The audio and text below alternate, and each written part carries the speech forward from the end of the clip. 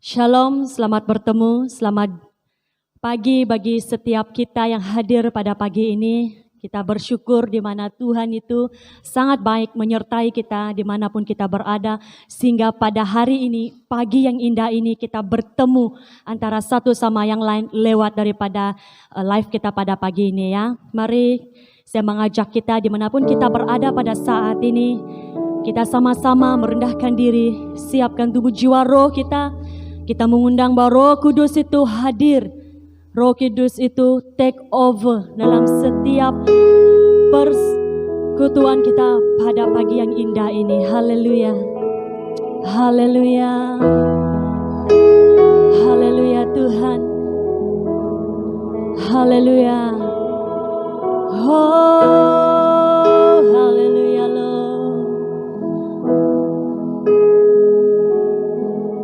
Haleluya ya Bapa. Kami sangat bersyukur Tuhan. Kami berterima kasih ya Tuhan. Bapa yang sangat baik dalam kehidupan kami. Sehingga pada saat ini kami dapat mengembalikan, kami dapat mengucapkan syukur kami di hadapan Engkau Tuhan. Dimanapun anak-anak Tuhan yang berada pada saat ini, dimanapun mereka berada pada saat ini, bahwa hadirat syurgawi-Mu Tuhan hadir memenuhi setiap keluarga-keluarga yang ada di tempat ini ya Tuhan. Haleluya. Kami katakan shalom atas negara kami Malaysia. Kami katakan shalom atas negeri kami Sarawak. Kami katakan shalom bagi setiap daerah-daerah yang ada. Shalom Tuhan memenuhi. Shalom Tuhan memenuhi. Terang Tuhan menyinari dimanapun seluruh umat-umatnya berada pada saat ini. Terang Tuhan terbit menerangi setiap keluarga-keluarga pada saat ini. Haleluya Lord. Haleluya. Naikkan syukur kita pada Yesus. Haleluya. Sembah Dia, Anak domba Allah yang hidup. Haleluya. Sembah Dia. Yesus, ya Rabba shanda da da da da da. Ya Rabba baba shanda da da da da da. Haleluya. Haleluya. Haleluya. Menuhi mengalir, mengalir, mengalir. Ya Rabba baba shanda da da da da da da da da. Ya Rabba baba baba shanda.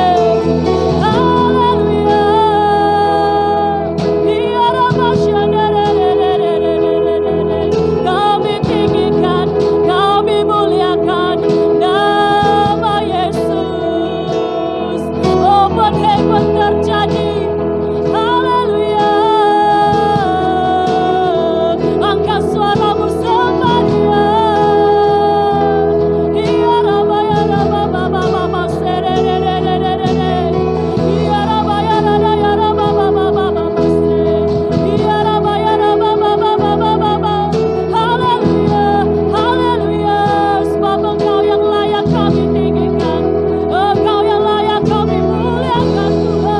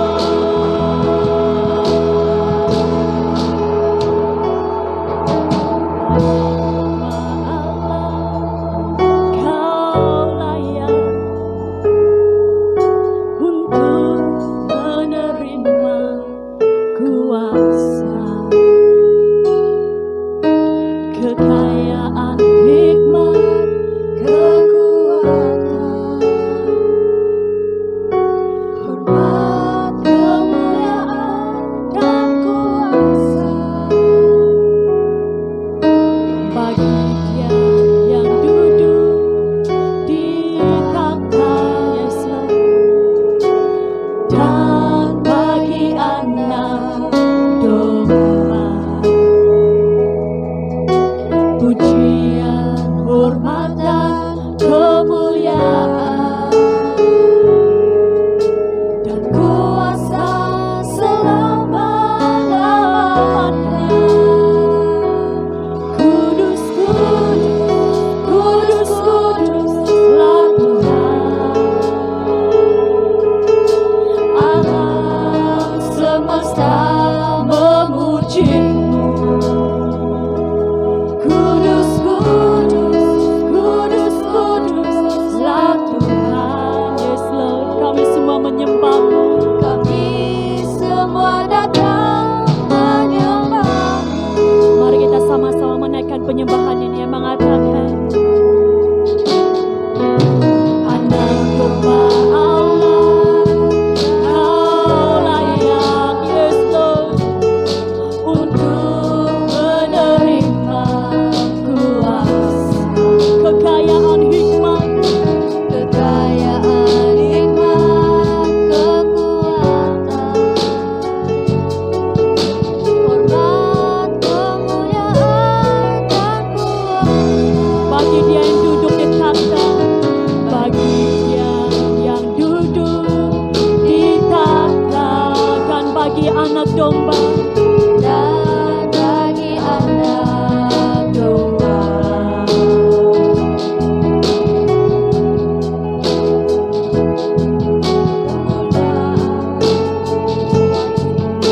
Dan kuasa selama-lamanya. Kudus, kudus, kudus, kuduslah Tuhan. Alam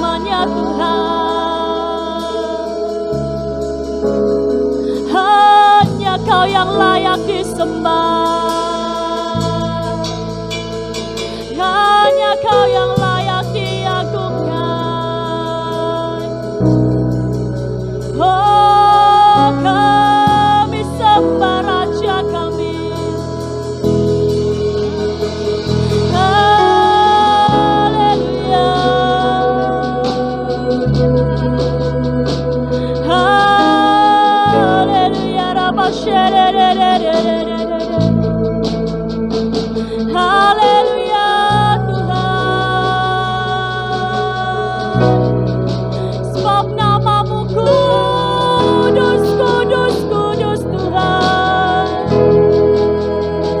Hanya Kau yang kudus Tuhan.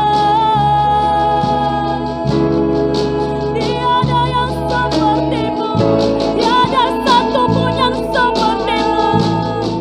Hanya namamu Yesus Tuhan. Oh, haleluya.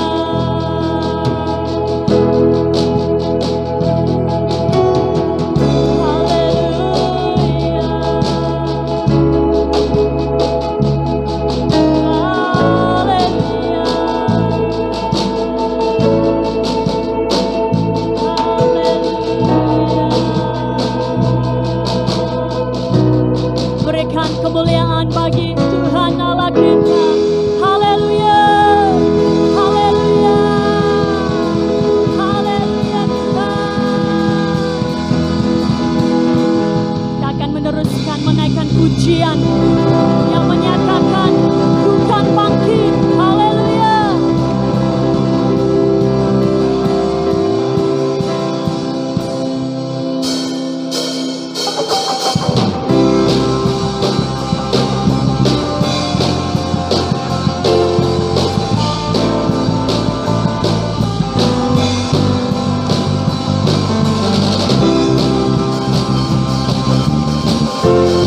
Haleluya Lord.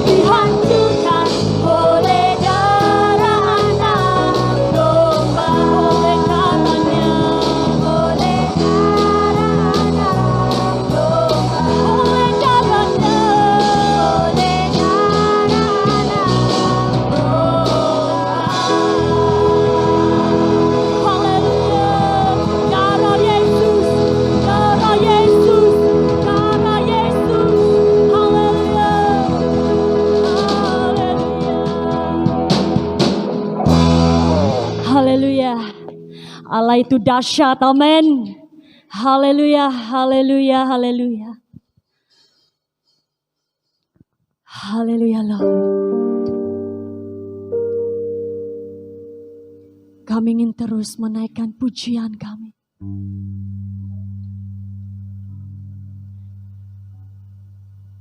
Haleluya.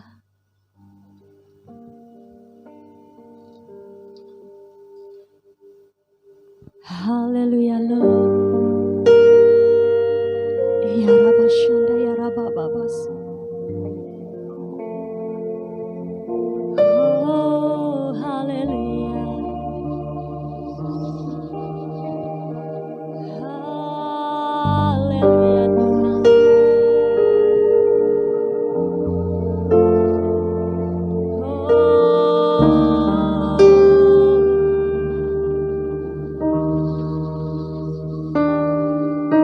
Sing hallelujah to the Lord. Sing hallelujah to the Lord.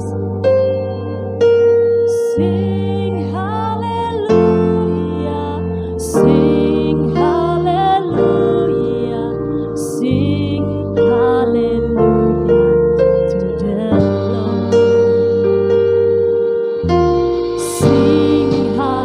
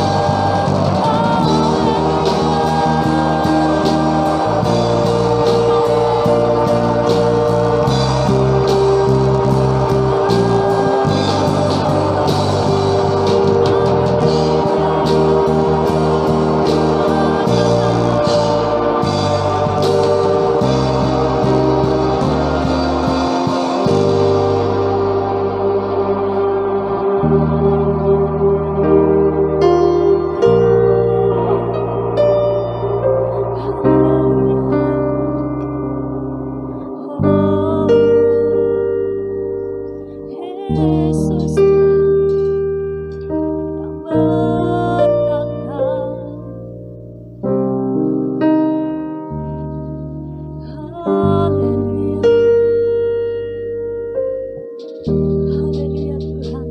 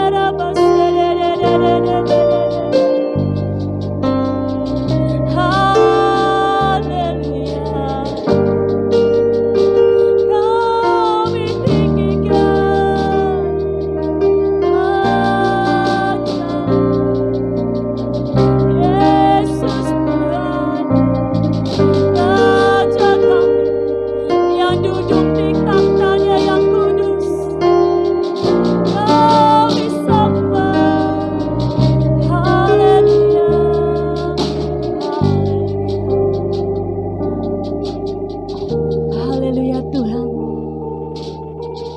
Kami sangat bersyukur Tuhan.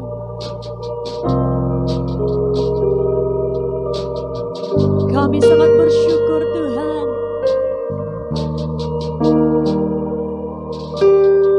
Raja damai, Raja yang kekal dalam hidup kami, yang bertakhta.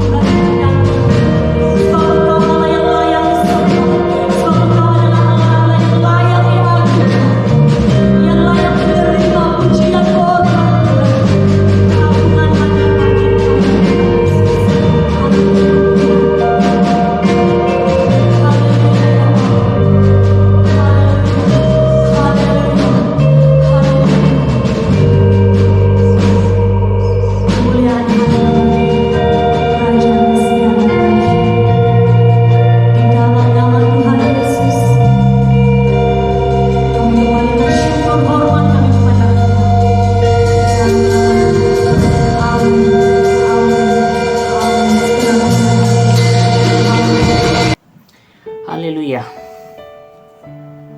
Shalom saudara dalam kasih Yesus Kristus. Selamat beribadah walaupun di mana saudara berada pada pagi hari ini. Mari kita bersama-sama berdoa, menyerahkan waktu ini ke dalam tangan Tuhan. Haleluya. Bapa di surga, Tuhan yang kami sembah, kami kenal dalam nama Tuhan Yesus. Bapa, kami mengucap syukur atas hari baru yang telah Kau beri buat kami Tuhan. Kami percaya bahwa pada hari yang baru ini Tuhan, Kau juga sudah menyediakan bagi kami berkat-berkat yang baru di dalam hidup kami. Maka kami menerima semua berkat-berkat itu Tuhan dengan iman kami. Dan kami menyerahkan diri kami menyerahkan kebaktian ini juga Tuhan ke dalam tangan-Mu. Tuhan, kami mohon bimbingan Roh Kudus-Mu Tuhan, untuk kami dapat menyembah dan memuji Engkau pada pagi hari ini Tuhan. Sembunyikan hamba-Mu di balik salib-Mu Tuhan, biar yang nampak salib Yesus saja, dan biar Yesus yang semakin besar, hamba-Mu semakin berkurang Tuhan. Terima kasih Bapa. Haleluya. Dalam nama Tuhan Yesus kami sudah berdoa. Amin. Haleluya.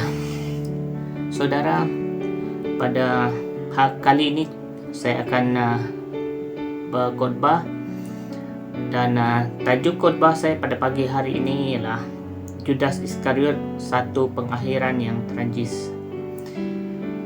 Mari kita membaca daripada Injil Yohanes 13 ayat 21 hingga 30. Setelah Yesus berkata demikian, ia sangat terharu, lalu bersaksi, "Aku berkata kepadamu, sesungguhnya seorang di antara kamu akan menyerahkan aku." Murid-murid itu memandang kepada yang lain, seorang kepada yang lain. Mereka ragu-ragu siapakah yang dimaksudkannya. Seorang di antara murid Yesus, yaitu murid yang dikasihinya, bersandar dekat kepadanya di sebelah kanannya. Kepada murid itu, Simon Petrus memberi isyarat dan berkata, "Tanyalah siapa yang dimaksudkannya." Murid yang duduk dekat Yesus itu berpaling dan berkata kepadanya, "Tuhan, siapakah itu?" Jawab Yesus, "Dialah itu yang kepadanya aku akan memberikan roti sesudah aku mencelupkannya." Sesudah berkata demikian, ia mengambil roti, mencelupkannya dan memberikannya kepada Yudas, anak Simon Iskariot. Dan sesudah Yudas menerima roti itu, ia kerasukan iblis. Maka Yesus berkata kepadanya, "Apa yang hendak kau perbuat, perbuatlah dengan segera." Tetapi tidak seorang pun dari antara mereka yang duduk makan itu mengerti apa maksud Yesus mengatakan itu kepada Yudas. Karena Yudas memegang kas. Ada yang menyangka bahwa Yesus menyuruh dia membeli membeli apa-apa yang perlu untuk perayaan itu, atau memberi apa-apa kepada orang miskin. Yudas menerima roti itu lalu segera pergi. Pada waktu itu hari sudah malam. Haleluya. Saudara, kali ini kita akan membahas tentang seorang individu, satu figur yang tidak asing bagi kita sebagai orang Kristen, yang bernama Yudas Iskariot. Saya percaya biarpun Yudas ini adalah seorang daripada 12 murid Tuhan Yesus, tetapi tidak ada ibu bapa Kristen pun yang dengan sukarela memberikan nama putra mereka sebagai Yudas Iskariot. Karena maksud di sebalik nama itu kita memang sudah tahu, ya. Jadi kita akan membahaskan tentang Yudas, melihat bagaimana Yudas ini masuk ke dalam pelayanan dan apa yang terjadi kepada Yudas dan pengakhiran hidup Yudas, ya. Oke. Pertama kita mau melihat bagaimana Yudas menjadi murid Tuhan Yesus. Ini dicatat di dalam Markus 3 ayat 13 hingga 14, yang berkata begini, "Kemudian naiklah Yesus ke atas bukit. Ia memanggil orang-orang yang dikehendakinya dan mereka pun datang kepadanya. Ia menetapkan 12 orang untuk menyertai dia dan untuk diutusnya memberitakan Injil." Nah, di dalam ayat ini jelas mengatakan kepada kita bahwa Yesus memanggil orang-orang yang dikehendakinya dan mereka pun datang kepadanya. Dia memanggil mereka untuk tujuan menyertai dia dan untuk diutus memberitakan Injil. Ini bermaksud mereka yang datang kepada dia ini dipanggil khusus untuk pelayanan bersama-sama dengan Tuhan Yesus pada waktu itu. Jadi Yudas Iskariot adalah seorang daripada 12 orang yang terpilih. Bermaksudnya kemasukan Yudas Iskariot sebagai murid Tuhan Yesus adalah atas pilihan Tuhan Yesus sendiri. Oke, Yudas bukan saja dipilih, tetapi pada mulanya kita melihat bahwa ia juga melayan bersama-sama dengan Tuhan Yesus. Dalam Markus 3 ayat 20, kemudian Yesus masuk ke dalam sebuah rumah, maka datanglah orang banyak berkerumun pula, sehingga makan pun mereka tidak dapat. Ini satu situasi di mana keadaan mereka sangat sibuk dalam pelayanan pada waktu itu. Sangat ramai orang yang datang kepada mereka dan sehingga mereka tidak punya waktu untuk makan. Dan Yudas terlibat di dalam pelayanan ini ya. Yudas juga adalah saksi dalam melihat apa yang dibuat oleh Tuhan Yesus. Yudas menjadi saksi mujizat dalam pelayanan bersama dengan Tuhan Yesus. Dalam Markus 4 ayat 35 hingga 41, Yudas ada bersama di dalam perahu ketika Yesus meredakan ombak besar, meredakan gelombang besar akibat daripada tiupan angin kencang. Ya, kita tahu bahwa ini sebuah kisah di mana Yesus pada waktu itu sedang tidur di buritan perahu dan para muridnya sangat ketakutan karena secara tiba-tiba perahu mereka dipukul ombak akibat daripada angin kencang, dan mereka memanggil Tuhan Yesus, dan Tuhan Yesus meredakan ombak yang terjadi. Jadi Yudas ada di situ. Saya percaya Yudas pasti tercengang-cengang bagaimana orang ini, yaitu Tuhan Yesus, dapat meredakan ombak, berbicara kepada ombak, dan ombak pun mengikut apa yang dikatakannya. Okay?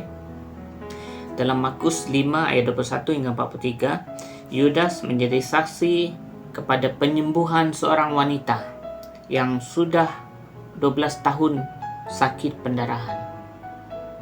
Dia melihat bagaimana wanita ini disembuhkan pada waktu wanita ini menjamah jubah Tuhan Yesus. Dan dia juga adalah satu di antara mereka yang ditanya, siapa yang menyentuh jubahku, siapa yang berjamah jubahku, kata Tuhan Yesus pada waktu itu. Dan Yudas melihat dengan mata kepala dia sendiri bagaimana perempuan yang sudah 12 tahun menderita sakit pendarahan ini dalam sekelip mata saja menjadi sembuh pada waktu itu. Dan Yudas juga menjadi saksi kepada apa yang Yesus buat pada hari itu, yaitu membangkitkan anak perempuan Yairus dari mati. Ini satu yang luar biasa. Yudas melihat itu. Dia terlibat di dalam pelayanan itu secara pribadi ya. Bukan seperti kita pada hari ini. Kita tahu cerita-cerita ini, kita tahu kisah-kisah ini daripada Alkitab yang kita baca, ataupun mungkin daripada khotbah-khotbah, ataupun mungkin juga ada orang yang bercerita kepada kita pada waktu kita mengikuti sekolah minggu dahulu. Tetapi Yudas, dia punya satu keistimewaan yang lebih daripada kita, kerana dia mengalami sendiri pada waktu mujizat-mujizat ini dilakukan. Yudas ada di sana.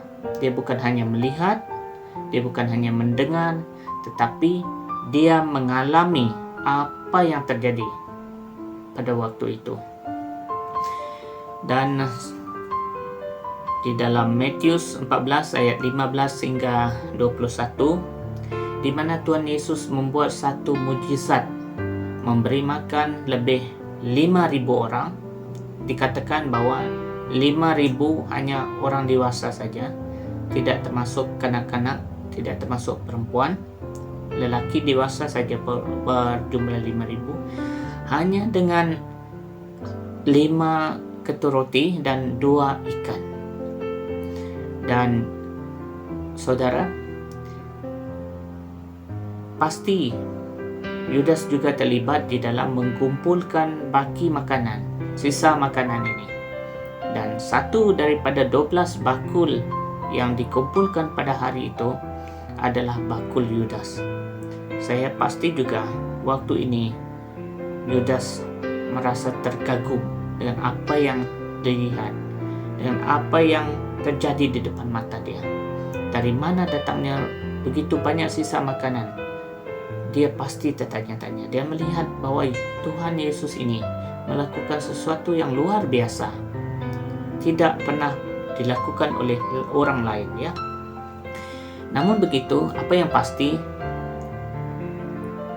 Judas ini hatinya melekat kepada tawaran-tawaran yang diberikan oleh dunia. Ya, walaupun telah mengikut Yesus, walaupun sudah melayani bersama dengan Yesus, walaupun sudah mengalami mujizat-mujizat, sudah bukan hanya melihat, bukan hanya mendengar, tetapi mengalami sendiri, bersama-sama mengalami mujizat-mujizat itu secara pribadi. Tapi yang pastinya hati Judas ini melekat kepada tawaran yang diberikan oleh dunia. Hatinya lebih kepada dunia. Dia tidak berfokus pada Yesus. Ini adalah sesuatu yang sangat bahaya, saudara. Kalau ada lain-lain perkara yang membuatkan hati kita lebih melekat dan kita tidak dapat memfokuskan pikiran kita, memfokuskan pelayanan kita hanya untuk Tuhan Yesus, kita sudah menyimpang jauh seperti mana Yudas. Oke. Jadi hati-hati sewaktu kita melakukan pelayanan, karena pastinya akan banyak mujizat yang terjadi. Apabila kita berdoa dan orang sembuh, kita pasti merasa teruja. Dan pada waktu ini, pada saat di mana kita mengalami satu kemenangan ini sangat bahaya. Ini sangat bahaya jika kita tidak berjaga-jaga. Jangan membiarkan hati kita melekat kepada tawaran-tawaran yang diberikan oleh dunia. Oke. Matius 26 ayat 14 hingga 16. Kemudian pergilah seorang dari ke-12 murid itu yang bernama Judas Iskariot kepada imam-imam kepala. Ia berkata, "Apa yang hendak kamu berikan kepadaku supaya aku menyerahkan dia kepada kamu?" Mereka membayar 30 uang perak kepadanya. Dan mulai saat itu ia mencari kesempatan yang baik untuk menyerahkan Yesus. Ayat ini jelas memberitahu kita bahwa Yudas ini datang kepada imam-imam kepala dan dia bertanya, apakah yang akan diberikan kepadaku? Apakah yang akan saya perolehi seandainya saya menyerahkan Yesus kepada kamu? Ingat saudara, harga Yesus bagi Yudas hanyalah 30 uang perak, dan dia menyerahkan Yesus kepada imam-imam kepala dengan hanya 30 uang perak. Ya. Dan bermulai daripada saat itu, selepas dia menerima pembayaran itu, dia mencari-cari peluang, mencari-cari kesempatan untuk menyerahkan Tuhan Yesus. Saya pasti juga bahwa selepas dia menerima uang itu, apa yang dilakukannya, apa yang dia fikirkan hanyalah bagaimana untuk mencari cara menyerahkan Tuhan Yesus, karena dia sudah pun dibayar. Amat bahaya sekali, saudara. Kenapa Yudas berbuat begini? Kenapa dia sanggup melakukan perkara yang begini? Jawabannya ialah karena Yudas secara pribadi tidak pernah bertobat. Dia secara pribadi tidak pernah bertobat bersungguh-sungguh kepada Tuhan Yesus. Nah, ini juga harus kita perhatikan dalam kehidupan kita sebagai murid Yesus, dalam kehidupan kita sebagai orang Kristen. Apakah kita ini sudah bertobat secara pribadi, menyerahkan diri secara pribadi kepada Tuhan? Karena yang paling penting bukan hanya kita ikut kebaktian, bukan hanya kita ikut apa yang dilakukan di dalam gereja, apa yang dilakukan di dalam pelayanan kita, tapi yang penting hubungan pribadi kita dengan Tuhan. Itu adalah yang paling utama. Kita harus ada hubungan pribadi dengan Tuhan. Andai kata kita sudah melakukan dosa, kita datang kepada Tuhan, kita bertobat dengan sungguh-sungguh kepada Tuhan. Dan pastinya Tuhan akan memulihkan hubungan dengan kita kembali, dan juga akan memberikan kita peluang untuk sekali lagi berjalan bersama dengan Tuhan. Oke. Nah, Yudas ini tidak pernah bertobat. Yohanes 3 ayat 3 mengatakan, Yesus menjawab, Aku berkata kepadamu, sesungguhnya jika seorang tidak dilahirkan kembali, ia tidak dapat melihat kerajaan Yahweh. Apakah yang dimaksudkan dengan dilahirkan kembali? Kita sebagai orang Kristen ada dua tarikh lahir kita. Pertama kali kita lahir, pada waktu itu kita lahir dari perut ibu kita, dan tarikh kelahiran itu dicatat di dalam sijil kelahiran kita. Apabila ibu bapa kita mendaftarkan kelahiran kita di pejabat pendaftaran, maka tarikh kelahiran kita itu dicatat di dalam sijil lahir kita. Dan kelahiran kita yang kedua ialah di dalam Yesus, yaitu apabila kita menerima Yesus dengan sepenuh hati, kita mengaku dosa kita, kita menyerahkan hidup kita ke dalam pimpinan Tuhan Yesus, maka Anda dan saya lahir baru. Tidak kiralah berapa usia Anda pada waktu itu. Beruntunglah kalau kita dilahirkan kembali, lahir baru, pada waktu kita masih kanak-kanak. Ada juga orang-orang yang lahir kembali ketika mereka sudah dewasa. Tapi tidak kiralah bila kita dilahirkan kembali, sama ada setelah kita dewasa atau semasa kita kanak-kanak, setelah kita mengetahui apa arti lahir kembali itu, dan kita tahu, kita terima Yesus, yang pentingnya kita harus dilahirkan kembali. Dilahirkan bukan hanya daripada secara fisikal, tetapi kita harus dilahirkan kembali secara rohani. Maka pikiran kita dan apa yang mempengaruhi kita akan diubahkan, ya, apabila kita lahir kembali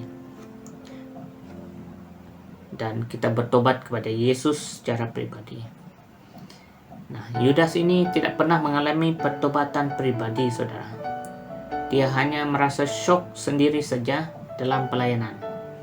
Oke, dia syok sendiri saja melakukan pelayanan, tetapi secara pribadi dia tidak menerima Tuhan Yesus dan dilahirkan kembali. Dan inilah penyebabnya Yudas ini dikuasai oleh setan. Alangkah malangnya bagi seorang yang begitu giat melayani apabila dia dikuasai setan.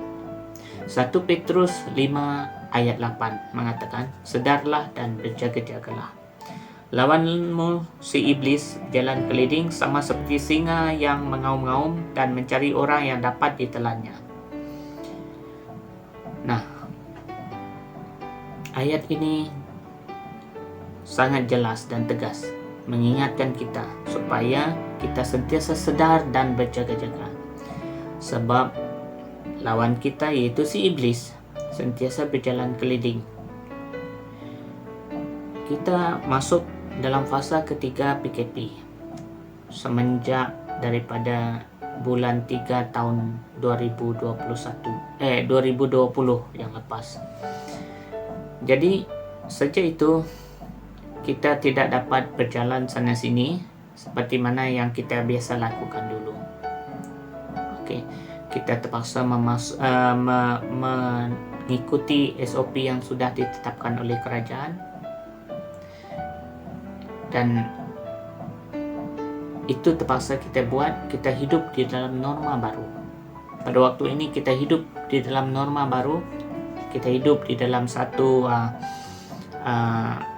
kehidupan cara yang baru. Kalau dulu bila kita bertemu, kita berjabat tangan, kita bersembang dekat-dekat, tapi sekarang kita tidak dapat melakukan itu lagi sebab kita terpaksa mengikut SOP, menjarakkan diri dan tidak bersentuhan. Tetapi saudara, iblis walaupun masa PKP ini dia tidak pernah bercuti, dia tidak pernah kuarantin. Iblis sentiasa giat dalam melakukan aktiviti dia. Sebab itulah kita diingatkan supaya sedar dan berjaga-jaga setiap waktu. Sebab lawan kita, si iblis itu berjalan keliling. Dia sentiasa mencari orang yang dapat ditelannya. Nah, perkataan ini harus kita perhatikan dengan sungguh-sungguh. Di sini dikatakan dan mencari orang yang dapat ditelannya. Bermaksudnya ada orang yang dapat ditelan oleh iblis, ada orang yang tidak dapat ditelan oleh iblis. Persoalannya sekarang, di manakah kedudukan kita secara pribadi, Anda dan saya? Apakah Anda dan saya adalah orang yang dapat ditelan oleh iblis ataupun dalam golongan yang tidak dapat ditelan oleh iblis? Apakah yang menentukan di mana golongan yang kita tinggal sekarang? Orang yang dapat ditelan oleh iblis adalah orang-orang yang tidak melakukan perintah Tuhan, tidak melakukan apa yang diajarkan kepada mereka, dan tidak mengikuti Tuhan dengan sungguh-sungguh. Walaupun pada zahirnya mereka nampak adalah orang-orang yang sangat beribadah, tetapi apabila datang pencobaan, mereka dengan mudah diserap masuk dan terikut-ikut dengan apa yang mereka terima. Dan orang beginilah orang yang dapat ditelannya, orang yang mudah ditelannya. Kita biasa melihat bagaimana singa ini mencari makanan. Kalau singa mencari makanan, mereka akan mengejar sekelompok haiwan yang besar itu. Dia akan kejar. Apa tujuan dia mengejar? Di samping untuk mendapatkan binatang yang ditarget, dia juga menggunakan kesempatan itu untuk memerhatikan apakah di antara kumpulan-kumpulan binatang itu ada yang lemah, ada yang tidak mampu untuk bertahan.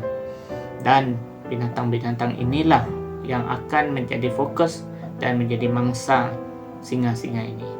Nah, begitulah cara kerja si iblis. Dia akan mengasak kita sehingga kita tidak mampu bertahan lagi dan kita menyerah. Pada waktu itulah dia akan menelan kita, yang mana kita sudah tidak dapat melakukan apa-apa lagi. Jadi saudara, belajarlah dari sekarang untuk menjadi kuat di dalam Tuhan, supaya kita ini tidak menjadi sia-sia. Kita tidak menjadi target kepada iblis yang sentiasa berjalan keliling. Kita tidak menjadi target kepada iblis yang tidak pernah bercuti. Lukas 22 ayat 3 mengatakan, maka masuklah iblis ke dalam Judas Iskariot Judas yang bernama Iskariot, seorang dari ke-12 rasul itu. Di sini dikatakan iblis masuk ke dalam Yudas. Ini juga bermaksud Yudas dirasuk oleh iblis. Okey. Dalam Yohanes 13 ayat 27 mengatakan, dan sesudah Yudas menerima roti itu, ia kerasukan iblis. Maka Yesus berkata kepadanya, apa yang hendak kau perbuat, perbuatlah dengan segera. Sesuatu yang menyedihkan. Yudas dirasuk iblis, ya. Dan mari kita melihat bagaimana akhir daripada hidup Yudas. Ini adalah satu kisah sedih, satu kisah yang begitu tragis. Kalau kita melihat daripada mula penglipatan Yudas bertemu dengan Tuhan Yesus dan terlibat di dalam pelayanan secara giat, tapi pada akhirnya apa yang Yudas terima daripada semuanya itu sangat tragis. Kita lihat kepada Matius 27 ayat 3 hingga 5, pada waktu Yudas yang menyerahkan dia melihat bahwa Yesus telah dijatuhi hukuman mati, menyesallah ia. Di sini dikatakan Yudas menyesal. Okay. Lalu ia mengembalikan uang 30 perak itu kepada imam-imam kepala dan tua-tua dan berkata, "Aku telah berdosa karena menyerahkan darah orang yang tidak bersalah."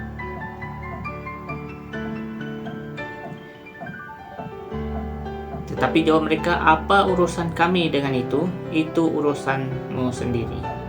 Nah, biasanya begitulah. Kalau kita sudah dijerat oleh iblis, kita tidak dapat membela diri lagi. Dia akan kata, "Itu bukan urusan kami. Itu bukan salah kami. Kalau kamu ikut kami, itu karena kamu mau ikut kami. Kami bawa, ya memang, tapi kamu kan ada pilihan untuk tidak mengikut." Begitu kata iblis. Jadi kita ini tidak akan dapat berkata apa-apa. Okey. Maka ia pun melemparkan uang perak itu ke dalam bait suci, lalu pergi dari situ dan menggantung diri. Nah, inilah pengakhiran si Judas ini, menggantung diri. Sama seperti yang kita dengar di berita-berita di radio, yang kita lihat di berita-berita di TV ataupun di surat-surat kabar. Akhir-akhir ini banyak kes orang yang menggantung diri akibat daripada tekanan hidup. Mungkin ada yang hilang punca pendapatan. Mungkin ada yang terlalu banyak hutang yang tidak mampu dibayar, sehingga mereka sanggup mengakhiri hidup mereka dengan bunuh diri. Ini sesuatu yang sangat tragis. Saya percaya kalau di dalam hati mereka ada Tuhan, ada Yesus di dalam hati mereka, mereka pasti tidak akan melakukan itu. Ya, Yudas berakhir dengan bunuh diri. Nah, di dalam salinan Injil kitab yang lain juga dikatakan bahwa cara Yudas mati ini sangat tragis, di mana isi perutnya terburai. Dan inilah pengakhiran si Yudas Iskariot ini. Ingat bahwa Yudas adalah seorang daripada 12 murid Tuhan Yesus. Ingat juga bahwa Yudas sangat sibuk di dalam melayani. Yudas mengalami mujizat-mujizat yang Tuhan Yesus lakukan, menjadi saksi mata, menjadi saksi melihat semua itu. Dan Yudas terlibat secara langsung dalam semua itu. Tapi apa yang membuatkan Yudas ini berakhir dengan tragis ialah karena dia tidak pernah bertobat secara pribadi. Oleh sebab yang demikian, hidup dia dikuasai oleh setan, dan akhir dari hidup dia seperti mana yang kita telah baca tadi, ia menggantung diri. Ia menyesal, tapi dia tidak pernah bertobat. Judas menyesal, tetapi dia tidak bertobat. Nah, saudara, setakat menyesal saja itu tidak cukup. Apapun yang kita sudah lakukan, kalau kita rasa itu adalah satu dosa, menyesal itu harus. Tetapi kita juga paling penting harus bertobat dan kembali kepada Tuhan. Ya. Jangan hanya menyesal kemudian ulang lagi. Hari ini kita menyesal, besok kita mengulang lagi perkara yang sama.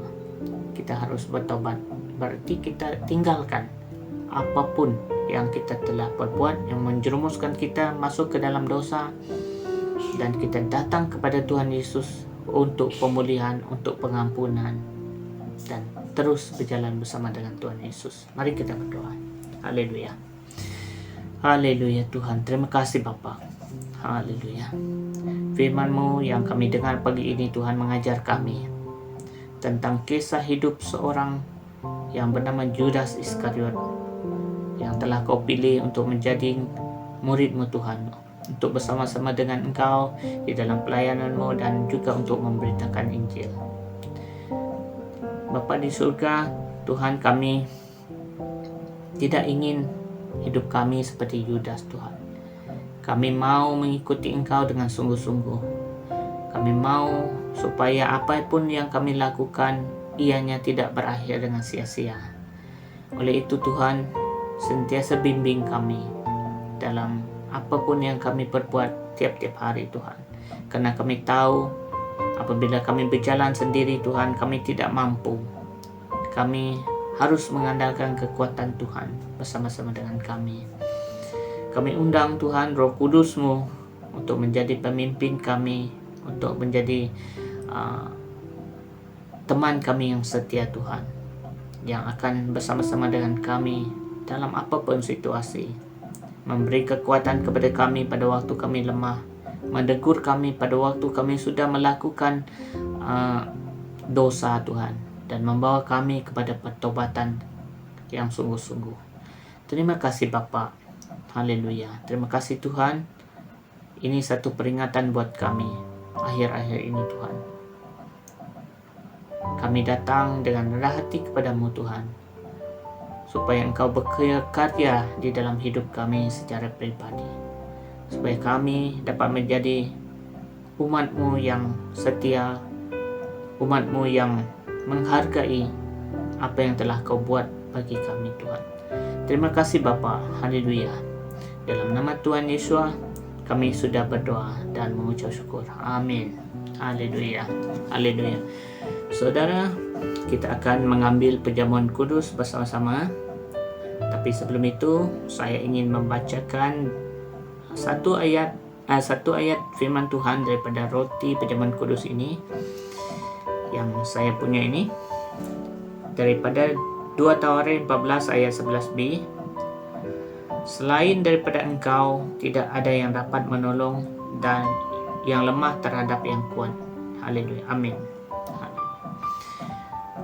Kita akan mengambil perjamuan kudus bersama-sama. Saya akan membacakan dari Yohanes 6 ayat 56 hingga 58 ya.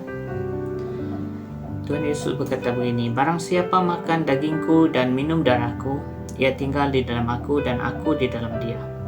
Sama seperti Bapa yang hidup mengutus aku dan aku hidup oleh Bapa, demikian juga barang siapa yang memakan aku akan hidup oleh aku. Inilah roti yang turun dari surga, bukan roti seperti yang dimakan oleh nenek moyangmu dan mereka telah mati. Barang siapa makan roti ini, ia akan hidup selama-lamanya. Amin. Haleluya. Mari kita memecahkan roti kita.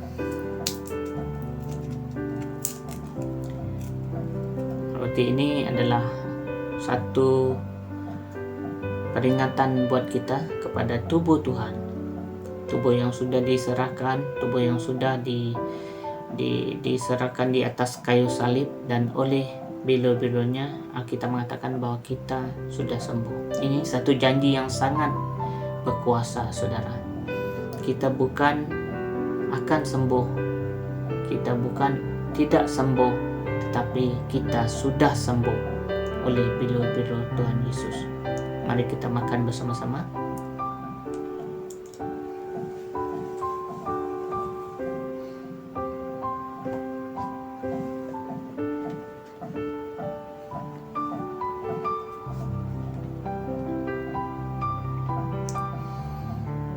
Nah, air ini adalah pelamangan dan kepada darah Tuhan Yesus. Ini untuk kita mengingati bahwa Tuhan Yesus telah memberikan darahnya. Oleh darahnya yang kudus, maka kita sudah pun ditebus daripada dosa kita. Mari dengan iman kita sama-sama minum darah Tuhan Yesus. Amin.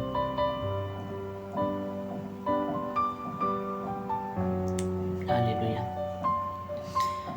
Terima kasih Tuhan atas tubuh dan darah-Mu yang telah kami ambil bersama-sama, Tuhan. Inilah satu tanda penyatuan kami di dalam Engkau, Tuhan. Di mana saja pun kami berada pada waktu ini, pada ketika kami makan dan minum bersama-sama, kami bersatu di dalam nama Tuhan Yesus. Dan kami percaya tubuh dan darah Tuhan yang kami ambil akan berkuasa di atas tubuh dan darah kami, memberi kekuatan baru, memberi kesehatan baru, memberi perlindungan kepada kami Tuhan dalam tempo wabak pandemik ini Tuhan, pandemik COVID-19 ini Tuhan. Biarlah hari lepas hari Tuhan, pengenalan kami akan Kau semakin bertambah, dan kami akan mengalami mujizat-mujizat-Mu di dalam hidup kami Tuhan. Terima kasih Tuhan, terima kasih Bapa, berkati kami pada minggu yang akan datang Tuhan. Kemana saja pun Kau letakkan kami, disitulah Tuhan kami akan menjadi alat-Mu, memberitakan Injil-Mu Tuhan kepada mereka-mereka yang belum mengenal Engkau. Terima kasih Tuhan, haleluya. Terima kasih Bapa atas kasih dan anugerah-Mu Tuhan. Terima kasih, dalam nama Tuhan Yesus kami sudah berdoa. Amin.